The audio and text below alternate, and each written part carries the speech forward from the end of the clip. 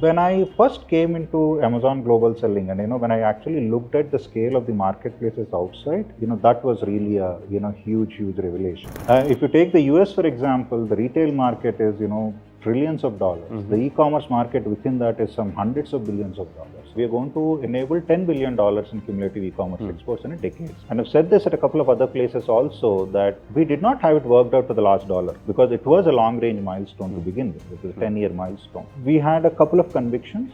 One, that India has very deep export and manufacturing strength, right? That we have a lot to offer to the world. And two, that technology can do a lot to enable businesses. What we've been trying to do, and I do think that there's a lot more work that needs to be done in this area, is to actually go deeper into India's export clusters. For example, you have Tirupur, you have Karur, you have the entire Bhadohi-Mirzapur belt is set to account for almost 60% of India's carpet exports.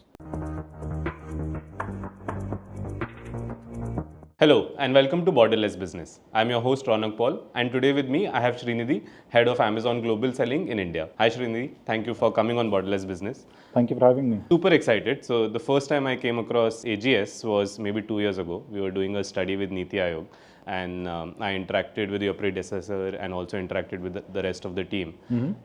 And I haven't seen a team that thinks so structurally about the problem, because most people we speak to will give you the what is in their best interest kind of insights, right? It is so refreshing to meet a team that takes a zoomed out global perspective and thinks from an ecosystem perspective, right? And kudos to you and the entire AGS team to be able to do that. And I'm super excited to have you here with us today.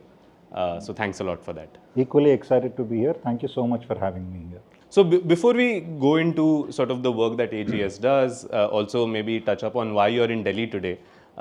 We can understand your personal journey, right? What drew you to Amazon?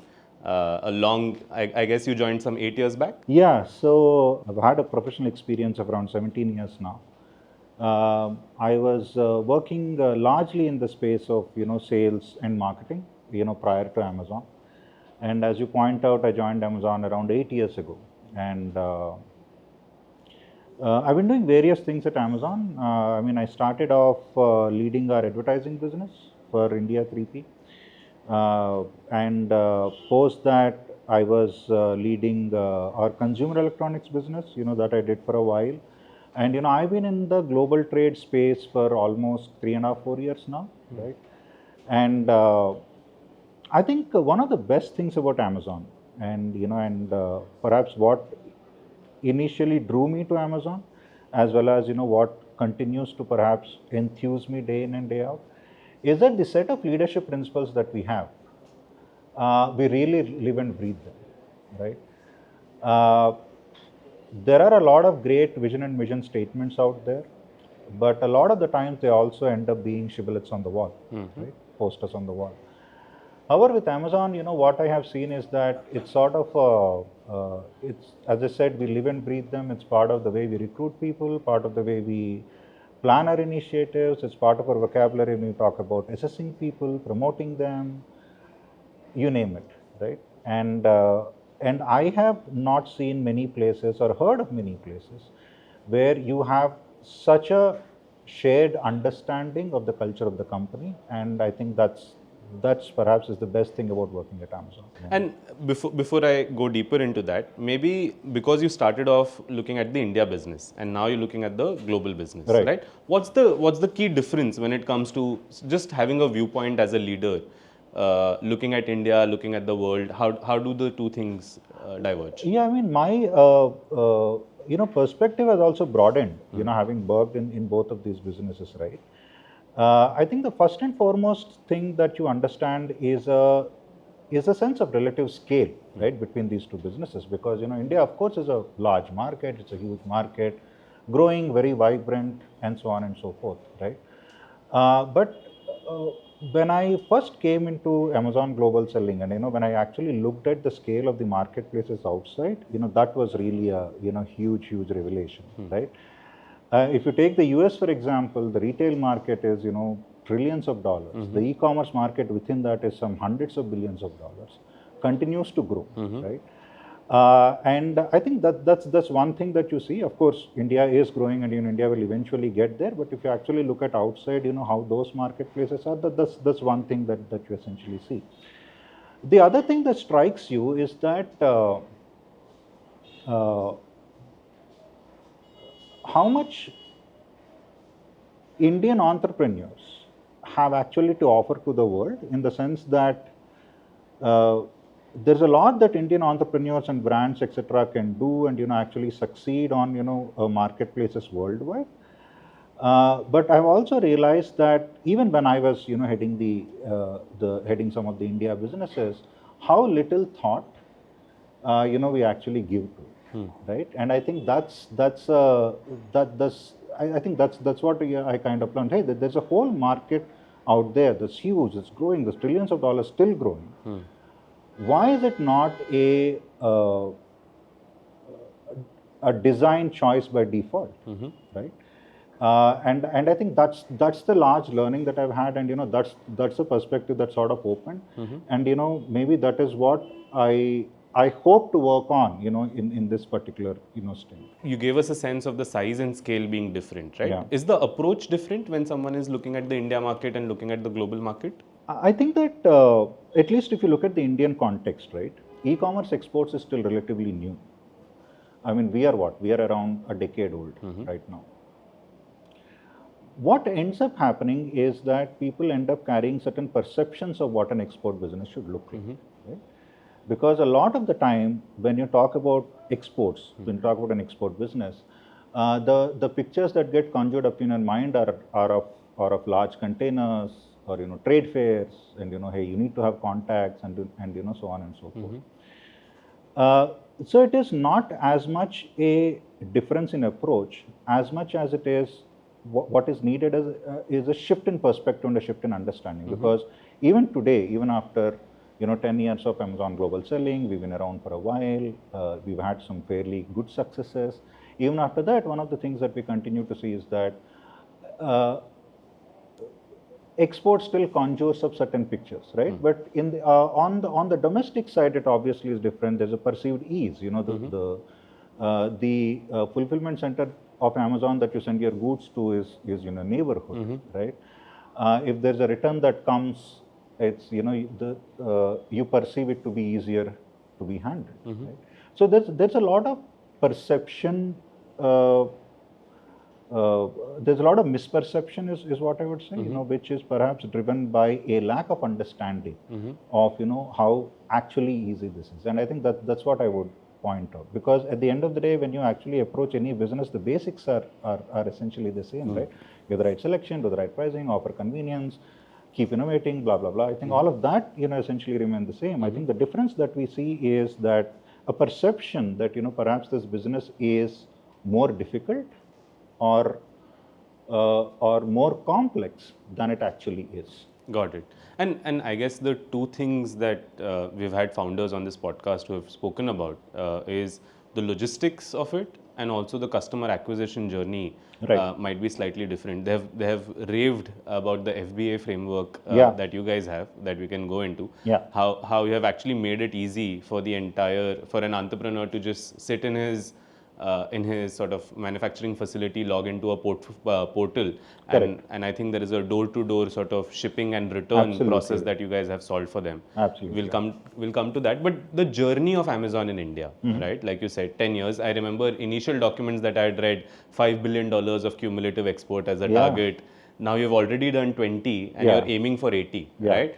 How has this growth happened, right? What has actually driven this? You're right. I mean, our 10th year anniversary, and our 10th year anniversary could not have been more auspicious for us, right? With the $20 billion pledge. But true story, when we started, we said we are going to enable $10 billion in cumulative e-commerce exports in a decade's time, right? And I've said this at a couple of other places also, that we did not have it worked out to the last dollar. Because it was a long-range milestone to begin with. It was a 10-year milestone. But what we had a couple of convictions. One, that India has very deep export and manufacturing strengths, right? That we have a lot to offer to the world. and two, that technology can do a lot to enable businesses. These were our two convictions, to begin with. And I think it was around 2022 when we are sort of indicated in both of these convictions, when we actually looked at it and said, hey, maybe we are underballing this, right? And we said that, okay, let us double this. And then we said that, we are going to do $20 billion in cumulative e-commerce exports by 2025. And now we have achieved it before time, right? Started with around 100 sellers in 2015. We have more than 2 lakh sellers working with us.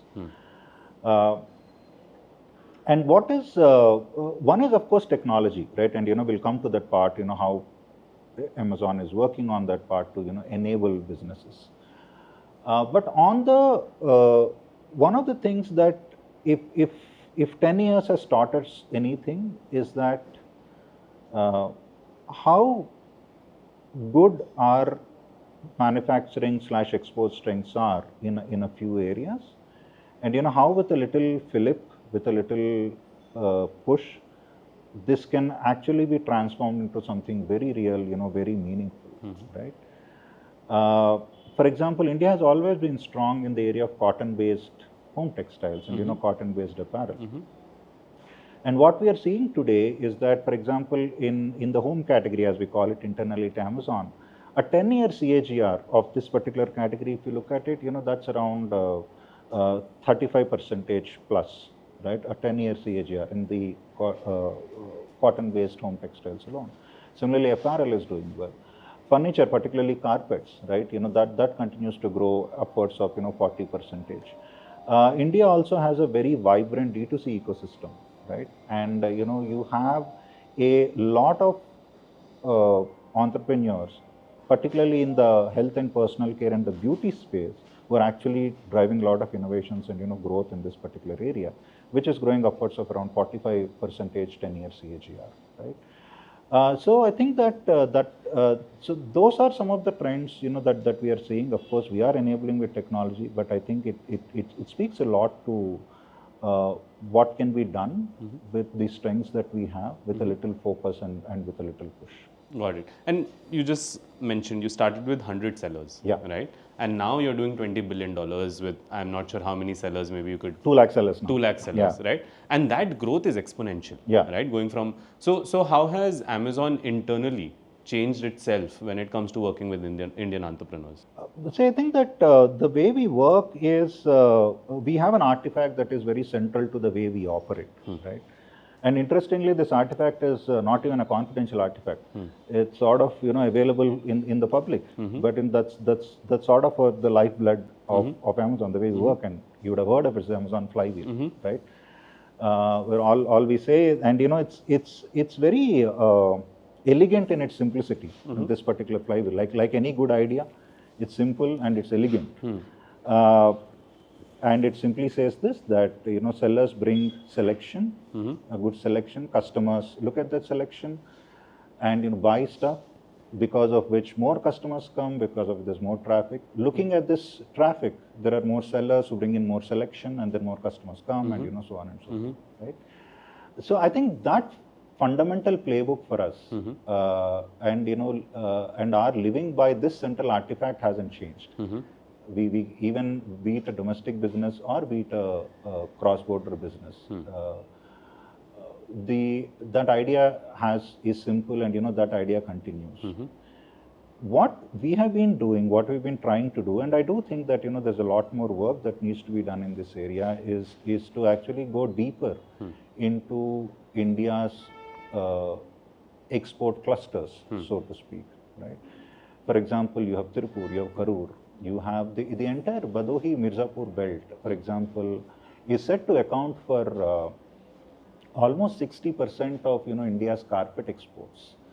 And our attempt has been to go to these places, to go deeper into India's hinterland, so to speak, to sort of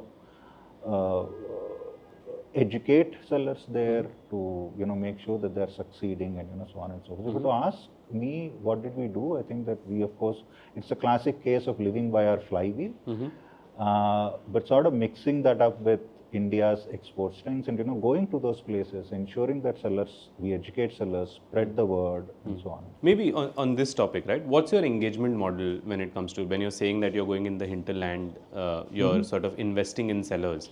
What kind of things are you doing? One is, of course, spreading the word regarding e-commerce exports, right? So, for instance, this year we've already done a lot of meets in Tirupur, we've done in Karur, we've done in Moradabad, in Pandipat, we've done one in Baduri. So that is one part of what we do. The other part of what we've realized is that different sellers cohorts need different kind of support, right? If you look at an offline exporter, for example, he already has the product. He already knows what compliances are because he's already been an exporter, right? He already has a good, well-developed logistics network. What they need is education on how to succeed on e-commerce exports, and that's what we focus on, for them, right? So our attempt is to repeatedly go there. Let's say at least 5 or 6 times a year, for example. Go there every 2 months, make sure that they're educated, because we also believe that it is not a point in time thing, that you need to keep going there and educating them and so on and so forth, right? So that's one part of it. Now there is another cohort of sellers, which is all our D2C brands, that I already spoke about. Now they have a converse problem. They know what e-commerce is, right? But they don't know what exports are. Then you require a very different approach, for them, in terms of educating them, right? So that is the part that we focus on for them, right? So, for example, there are some products that we have developed. We have a product called Export Navigator, for example, that gives you knowledge on what are the compliance statutory requirements and so on and so forth. So the needs, of course, vary by cohort, and these are the two large cohorts that we have seen. Of course, there are also cohorts which is neither, right? That's also true that hey, they haven't exported before, they're not been on e-commerce. Of course, they need to be provided with both. But if you look at it from a cohort point of view, this is how it looks like. D2C brands, I think, is also we also work with a lot of venture capitalist partners. Right? We have a program called Propel, specifically meant for D2C brands, because the D2C ecosystem also operates a particular way in terms of valuations, in terms of funding, and so on and so forth, right? And a lot of these models or theses, so to speak, are perhaps far more understood, far more better developed for India than they are for a cross-border e-commerce business, right? So there is a certain framework for India. For example, that okay, so many likes, or whatever these are your customer acquisition, blah blah blah. And our attempt is to work with our VC partner to sort of demystify e-commerce exports for them, so that they are able to develop a thesis of their own, right? We also work with a lot of export promotion councils. For example, be it APC or the Carpet Export Promotion Council. We work with DGFT, for example. We work with FIO.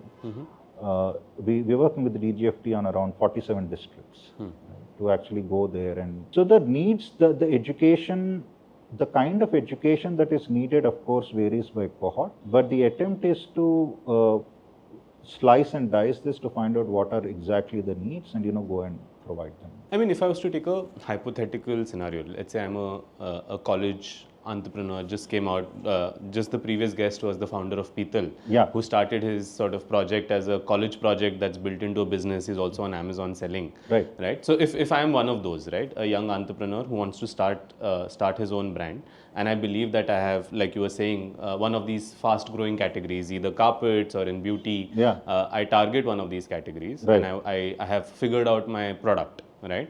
Now, first of all, how can I work with Amazon to exponentially grow my business? What are the various ways in which, who do I reach out to, how do I engage, what kind of support can I expect? It's actually fairly simple. We have like, if you are motivated enough, it's a completely hands off the wheel process, as we like to call it at Amazon, right? We have a self-serve registration.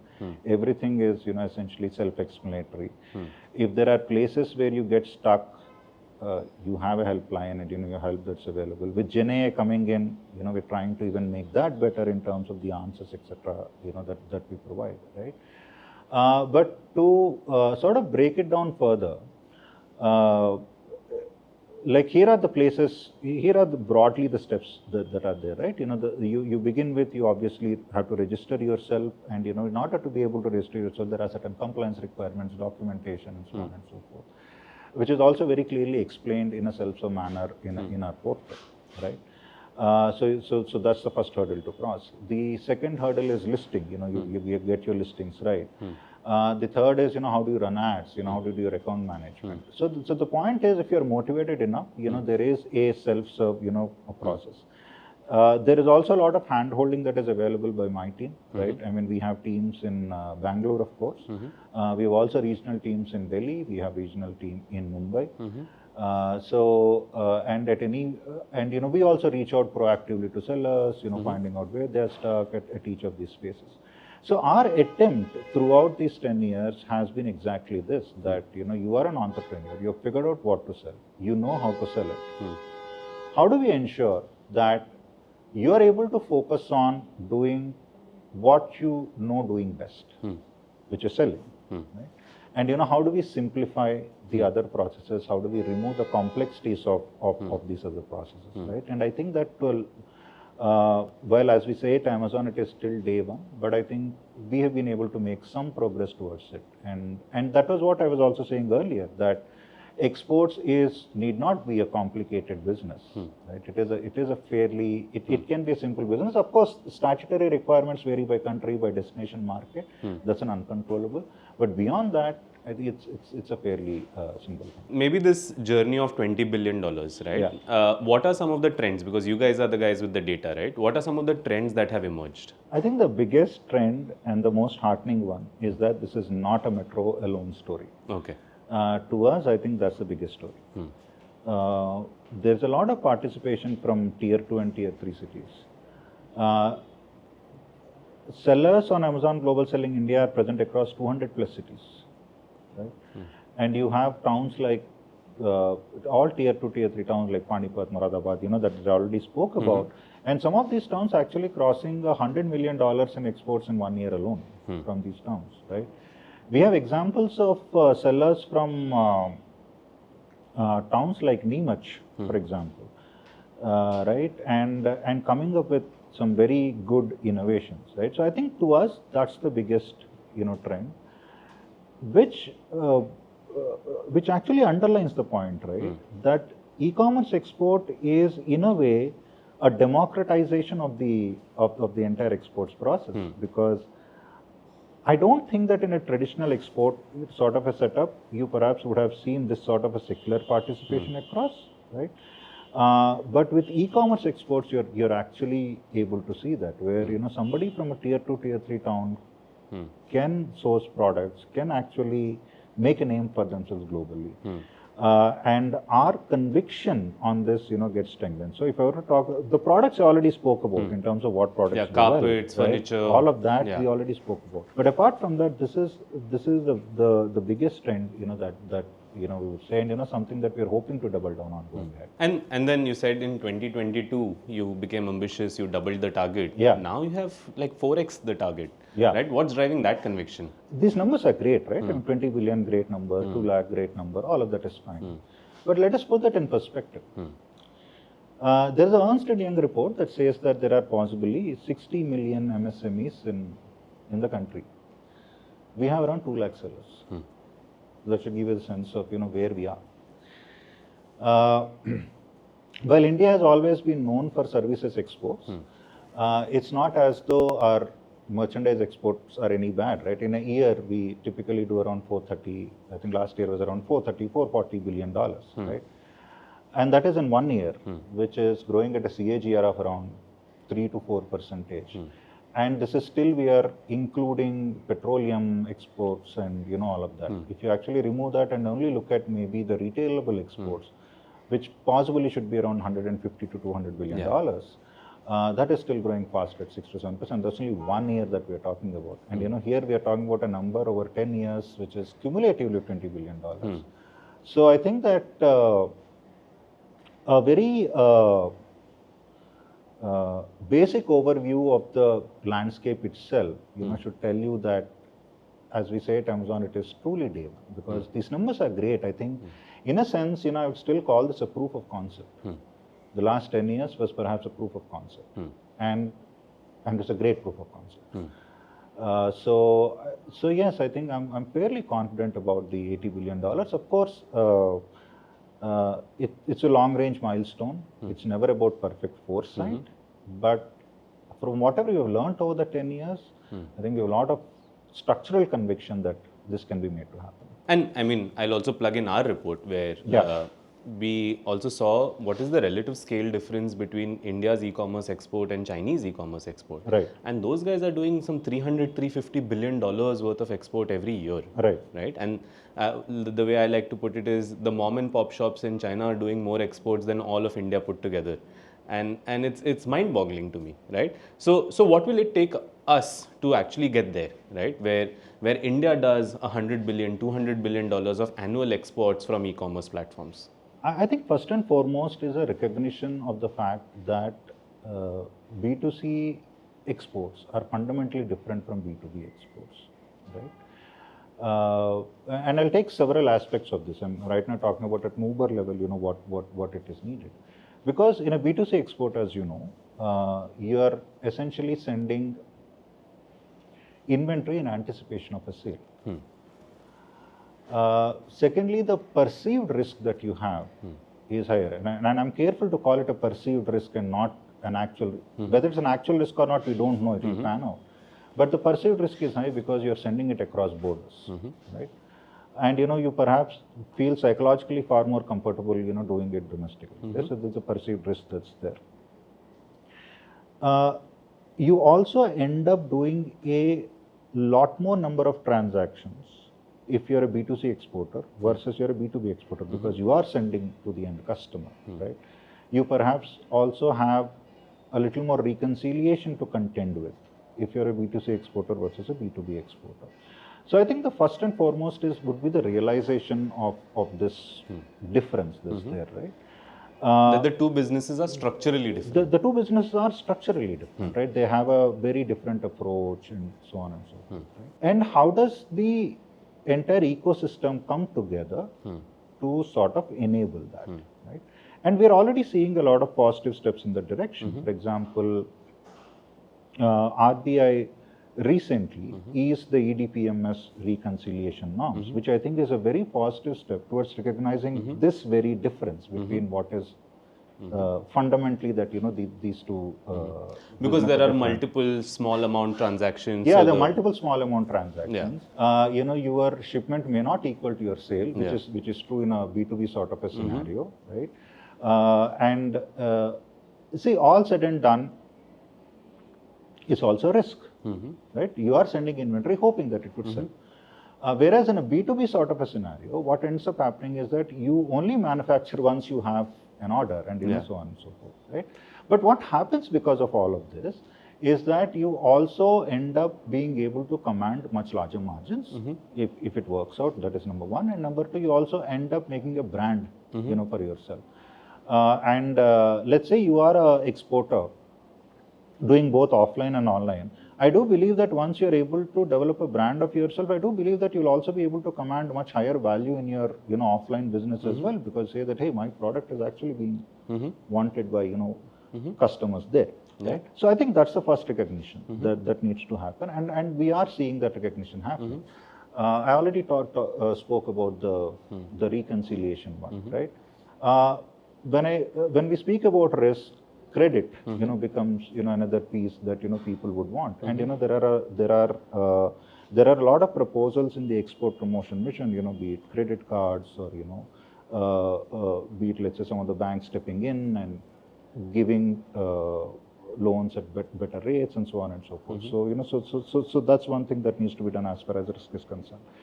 The another big piece is education, because as I said, what happens is that a lot of manufacturers, a lot of exporters also, they may be very big, but how to succeed on e-commerce is something that they really need to be taught. They really need to educate themselves on.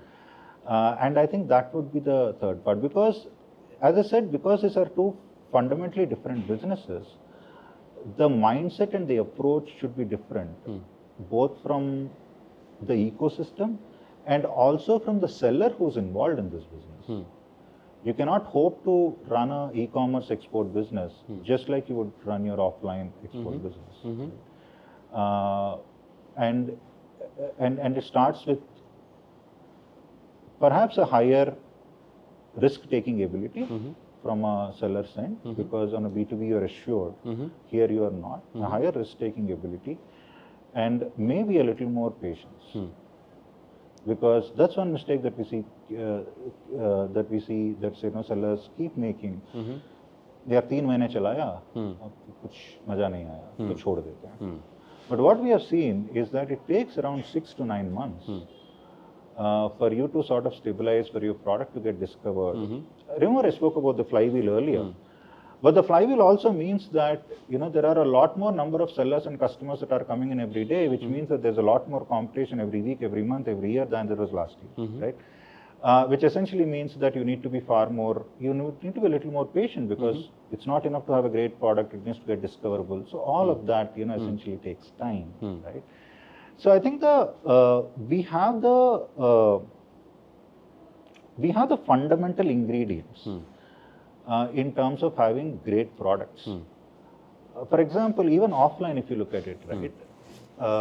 US imports of bed linen, if you take an example of US imports of bed linen, offline I'm talking about. Out of that, 30-35% is already from India, right? There is a lot of offline exports of apparel that already happens.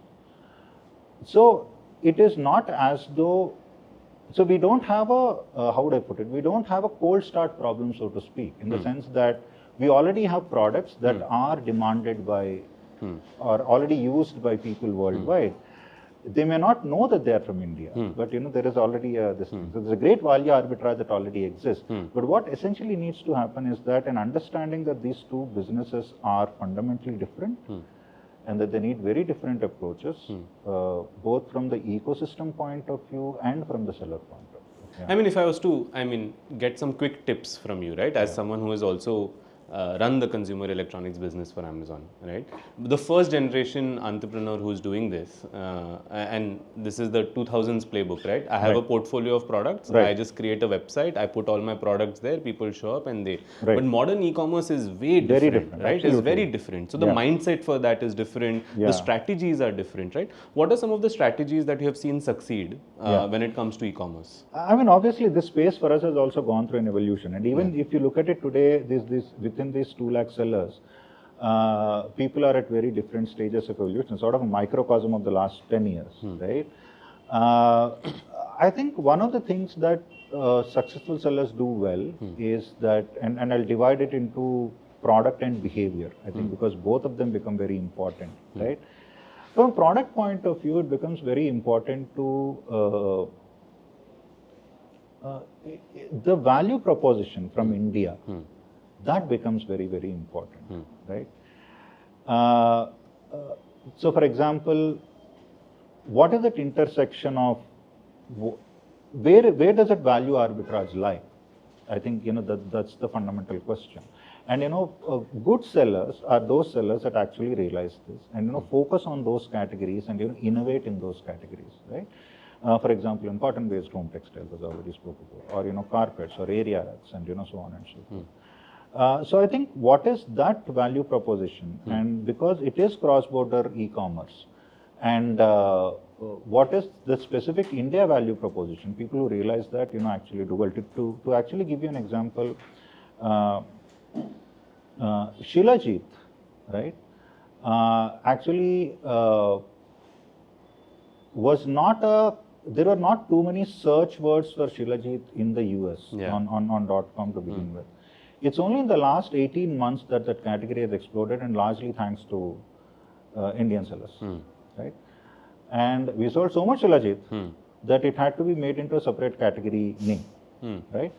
Which I think is a beautiful example of saying that I have something here, and that also appeals to the needs of the customer, which is sexual wellness, for example, or sexual health, and India already has that. Got it. Right?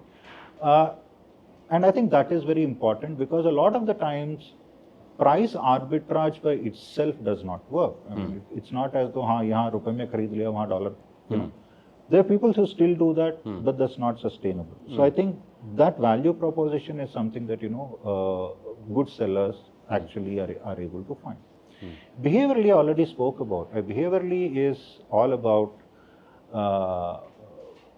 being disciplined and patient for the first 9 months. I know it sounds very boring, but there's a very, very standard playbook once you have the right product. Get your listings right, get your ads right, and make sure that you have enough inventory. It's as simple as that. I mean, there's beyond that, it's not rocket science. But the real stuff is that staying patient, staying disciplined at least for the first 6 to 9 months. I think this is what is in behaviorally. It's about that.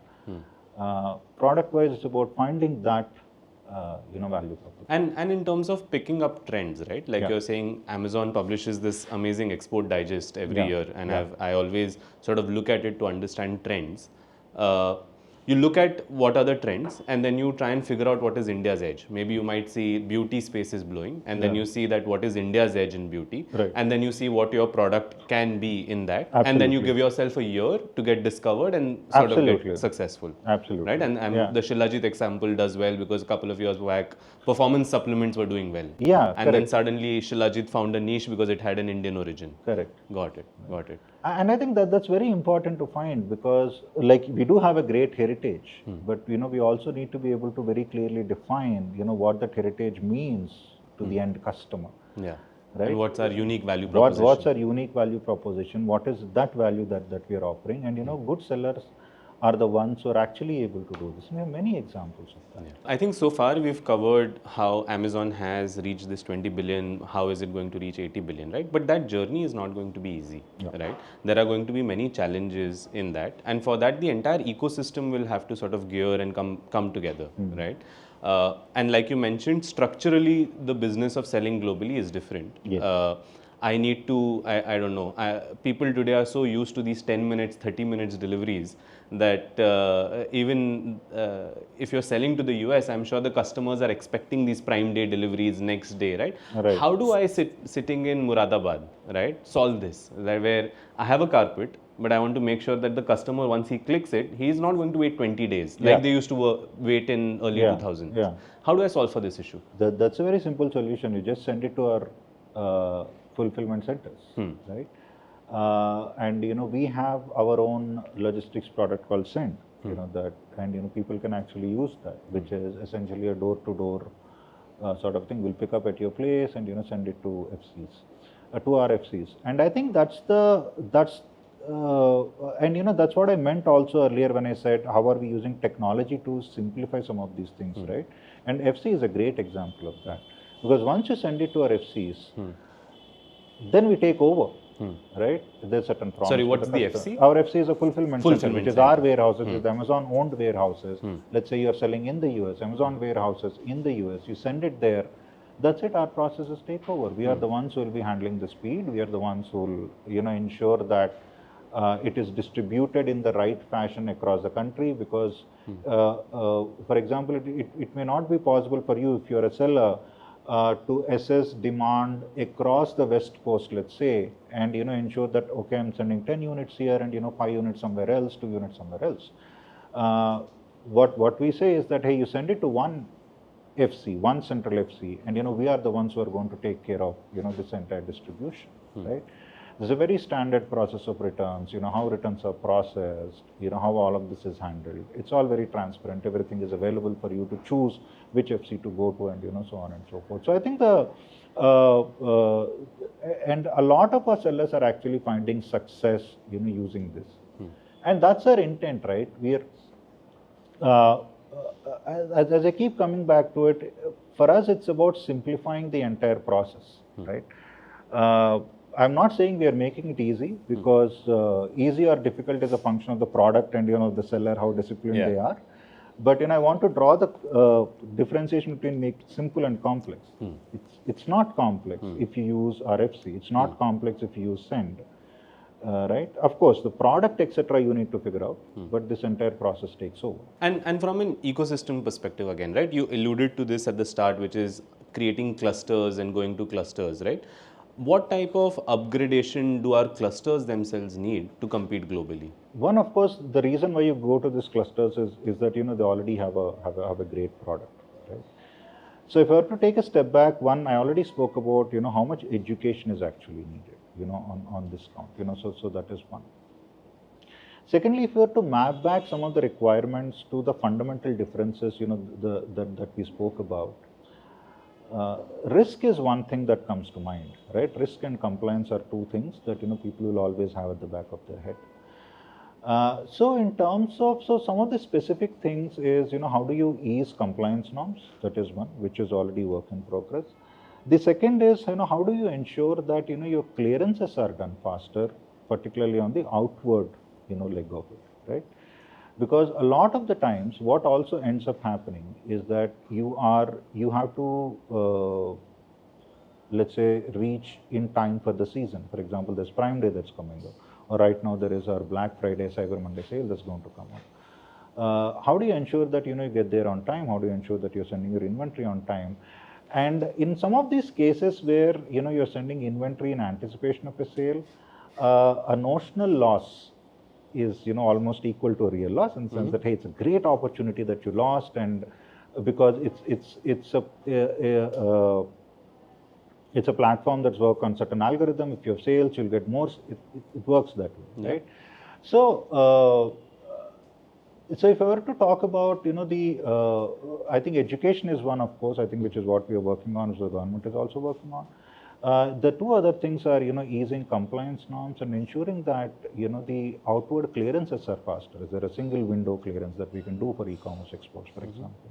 Or is it a green channel that you can specifically give for e-commerce exports? What is a green channel? Which is essentially you have faster clearance for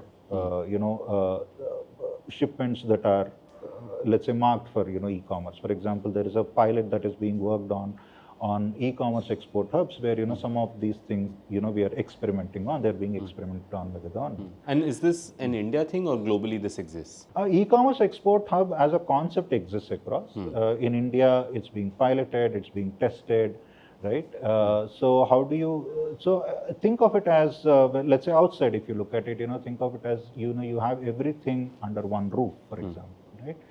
Your custom clearance, your logistics partner, your all other compliance partner. Imagine all of them being under the same roof, so that if you have an e-commerce shipment that you need to get cleared, that's where it goes, and it has a faster processing and so on and so forth, right? And which is what the government is also trying to do right now. And I guess the goal is when the opportunity exists, you're a brand, you don't want to see the out of stock as a thing. I mean, that's the eventual goal. You don't want to see that. And also, I mean, look at how this also works, right? Because the more you're able to sell, the more it sells. I mean, that's how the flywheel also works.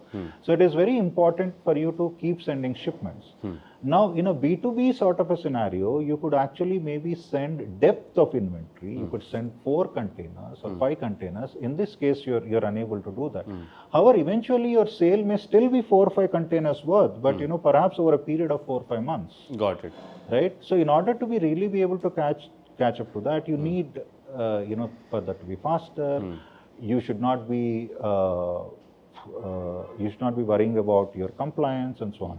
So mentally, as a manufacturer or as a founder, I should think the end of line for me is the customer's doorstep, and everything in between I need to sort of accelerate that. Yeah, absolutely. And what are the hoops that I have to jump to get there right now in your mind? Like outside my factory door, easy. I can control all of that. Right. Then the regulation comes in, working with you guys comes in, right? Right. So currently in that ecosystem, what are some of the biggest challenges that exist that we need to focus on and solve? I think that I've already spoken about some of these things. One is, see, there are 2 kinds of requirements, right? One is what is needed in the destination marketplace, which are largely to do with product certifications and so on and so forth. Which is of course the realm of another government and statutory regime. So maybe there's nothing much we can do about that right now, right? But at our doorstep, as I already spoke about, I think our regulatory regime is, and understandably so, is usually geared towards the B2B, sort of. Because that's been our That's traditional, been our yeah, traditional this way is of like a working, 10, right? 15-year-old Yeah, business that we are still it's learning. still a very relatively new business, right? And also what happens is that when we talk about reforms, or the image that also comes up, it's usually the grand picture and large changes and stuff like that. But what in reality is also true is that there are a lot of small changes which are already happening, which can be done to actually use this. For example, the RBI announcement may sound like a small change, but that's actually going to bring a lot of impact. Now you'd observe that there wasn't a lot of fanfare around it, right? But that's actually a reform that is actually going to help quite a bit. Similarly, a lot of proposals in the export promotion mission, be it in terms of ease of credit and so on and so forth, they are going to bring a lot of changes. So I think it all begins with a recognition of the fact that these are two fundamentally different businesses, and how do we make this easier as opposed to a large scale grand reform. I think that's the way that I would put it. And obviously there are some things in the locus of control for the business. There are some things that are locus of control of the government within the country. Right. And then there is the global trade and Trump tariffs come in and the entire business model changes overnight. Yeah. Right. So what's your view on that? How is in this new sort of global environment Indian trade going to evolve? I would look at it differently. I think that, let me put it this way, that I don't think that I have the knowledge enough to meaningfully comment on what a 50% tariff would mean for trade. But I can definitely say that we have learned certain things over the last 10 years, that our strengths seem to be structural and not cyclical. Now, if that being the case, then there is no reason why we cannot continue to build on this. And the second part is that at Amazon, as we always say, what are our controllable inputs, and do we continue to build the right capabilities or not? Because one thing that we have seen is that capabilities obviously compound over a period of time. And that's what I think we'll continue to focus on. I think given all of this, I would say that we would still remain committed to the $80 billion goal. And hopefully we'll come back in 2028 and say that yaar kam bol diya tha, shayad 100 billion karenge. Lovely. No, on that positive note, thanks a lot. Thank you so much. I wish you guys all the very best to help you succeed and to make sure that the Indian exporters succeed. And thanks a lot for joining us today. Thanks for having me. Brilliant. Thank you so much. You. Thank you. Thank you.